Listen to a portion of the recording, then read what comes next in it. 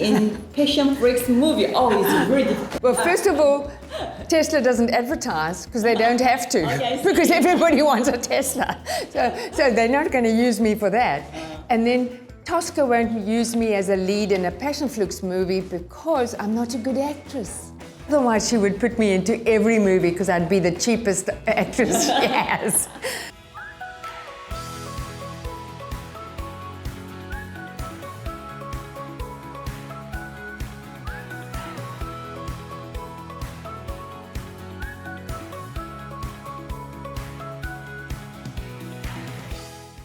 Okay, so here is Musk's counseling for parents.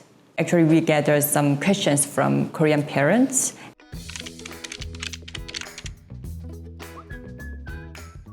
Yes, first of all, I believe, and I've seen a bit of it, that Korean mothers are very demanding on the children. Right. I was never demanding on my children. And then, of course, with my children, you're looking after them and then you start taking them to school. But as you take them to school, you have more freedom. But then again, when I got divorced, they had to help me with my business. They had to behave. They had to get themselves to school. They had to get themselves back. They can be independent, make their own choices, make their own mistakes, and then they can learn from it.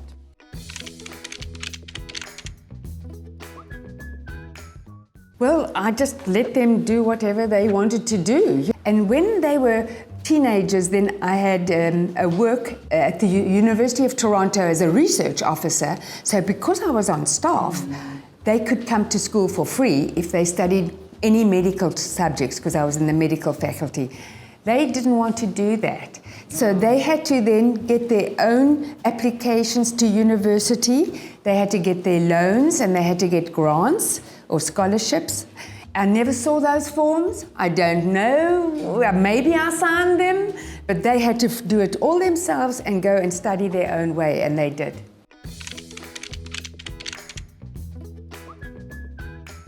Oh, you know, I'm a very organized person and I'm always on time or I'm early. So I always had a good schedule. So as a dietitian, I would start at 7:30 in the morning and finish at 7:30 at night. When my children had left for university, I suddenly had more time. And so I'd see patients all day. And then when I had modeling jobs, they had to give me 3 weeks notice that I didn't book patients those days. And then I would just turn up, you know. So I organized my life very well.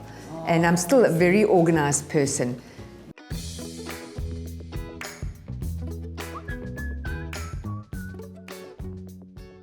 Oh, you know, I really can't, it's unfair to tell people, mothers, what to do. But if he's going to study to be a doctor and he hates it, it's going to be a sad life for him, you know? I mean, he can be a singer and struggle and then get rejected and then they find out for himself. How old is he now, the son? The son is 17. 17. Well, then he needs to figure it out for himself. And then he can always go back to studies. I went back to studies and I'm still studying. There's lots of time for that. But he needs to be happy and to try. So as a single mother, raise 3 children by yourself, and then you just working as a model, and then also, you know, just open the small office at home. This shows the mother's strengths. Where do you think these strengths come from? Well, the strength comes from when you're in an abusive marriage and you have to run away. You're terrified, you have no confidence, you don't know how you're going to survive, but you can always return to a miserable life, or you can try to succeed. So that made me work very hard too. But I come from, my parents were hard workers, and I started working from them from the age of 8. And then my brothers and sisters are hard workers. So we just grew up with working a lot and but having a happy home too. You just talk about the domestic violence you suffered. I mean, the hell of your life had begun in your book, yeah, right? Yes. How did you overcome? Well, you know, I didn't talk about it. So funny enough, when my brothers and my twin sister read my book, they didn't realize what I'd gone through. They just knew that I was too busy to see them. But I was really too bruised and I wasn't allowed to see them anyway. So they didn't really know what was going on because you don't talk about it. I mean, women don't talk about it. You just have to get out of a very unhappy situation. So even though you struggle as a single mother, you don't have somebody screaming at you and hitting you. So everything was better after that. Yeah, right. Even when we lived in a one-bedroom apartment so that I could study, it was better than being married. Yeah, right. So did you bring this issue openly with your children as well? When I told them, they want me to write a book about my life, and they said, you talk about your struggles, and each one of them said, and I said, yeah, I don't want to bring negative things into my book, and they said, no, you talk about them because you need to let people know that, you know, you're just not the person that was always lucky, you know.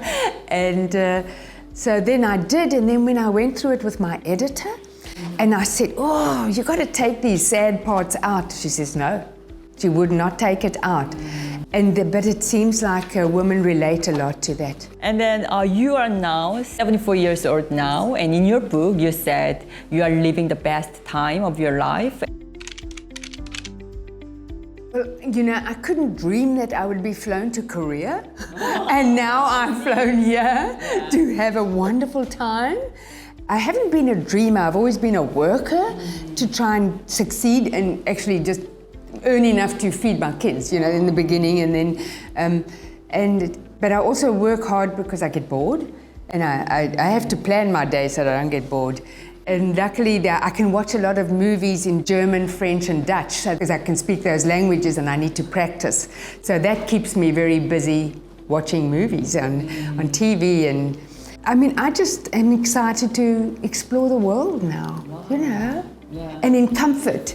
Because I can talk about flying economy and flying and then going to, you know, pensions that are $7.50 a day, you know, type of thing, and catching buses, couldn't afford a cab.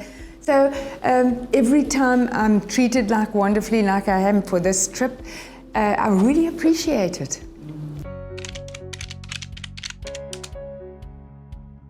So what happens is I had no intention to write a book because I didn't think I have a story. But then my literary agents, they kept on reading interviews about me as well as seeing me on TV, but more as a dietitian than a model. And they thought I had a story. It's done is that it's in 100 countries and it's translated into 30 languages, and you know, I think it's already 24 languages are out and the others are coming up.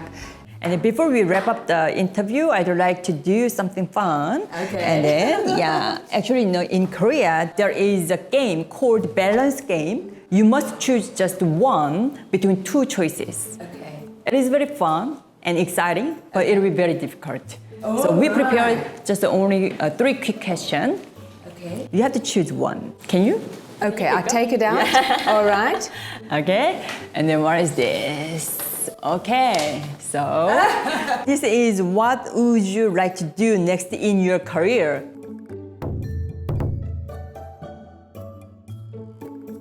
Well, first of all, Tesla doesn't advertise because they don't have to, because everybody wants a Tesla. So they're not going to use me for that.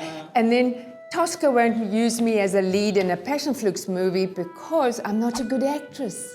But to memorize those lines, I think I admire actors. I know. And people say, oh, of course you are, you're just being modest. I don't have any modesty in me. I'm just not a good actress. Otherwise, she would put me into every movie because I'd be the cheapest actress she has. Okay, I see. But if Tesla begin, you know, advertising 10 or 15 years? Sure, I'll do it. Elon wants me to do that, I will do anything for my children. Okay, yeah. Okay, another one. This is a really difficult question, right? Yes. For you.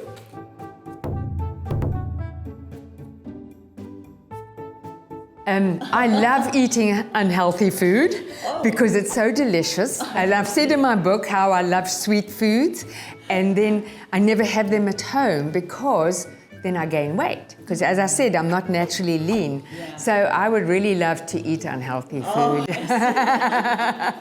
These are interesting and fun.